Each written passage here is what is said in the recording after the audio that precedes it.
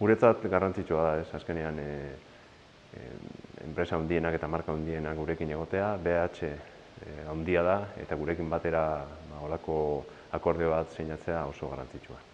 Derrigorrezkoa zen, emakume talde bat edukitzea, eta azkenean berdin gizonezko taldeakin egiten berdin-berdina lortu behar dugu emakumezko taldeakin, ja realidadea bada eta benetan oso pozik nago bertan egotiaz holako berri bat ematen.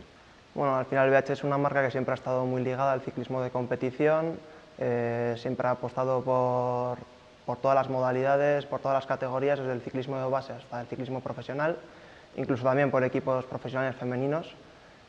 Y es muy importante pues, para nosotros colaborar con un equipo como este, un equipo de la casa, pero que va a competir en las mejores competiciones del mundo. Bueno, pues ellas van a competir con la nueva G7 Pro. Es una bicicleta donde hemos conseguido aunar las buenas características contra el viento de una bicicleta de categoría aero con la rigidez y la ligereza de las bicicletas escaladoras.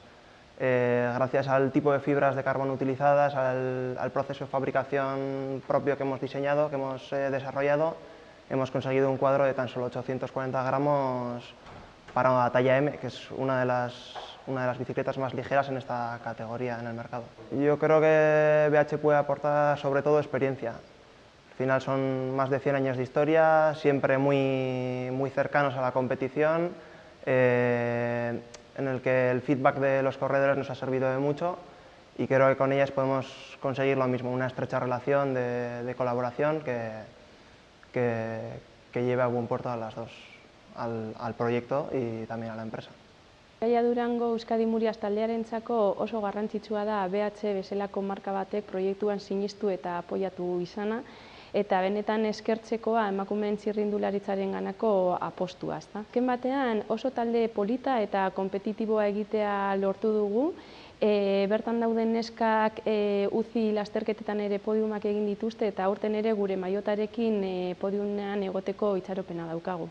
Gutxi gora bera 40 egun UCI egiteko asmoa daukagu, hasiko gara Belgikako klasiketan, World Tourreko lasterketetan, Gante-Wevelgem, Lies-Bastogne-Lies, Fletxa-Valona, Tour de Flandes, eta gero ja pasatuko ginateke Euskal Herriko UCI lasterketetara ilusio handiarekin egingo genituzke Durango eta emakumeen bira.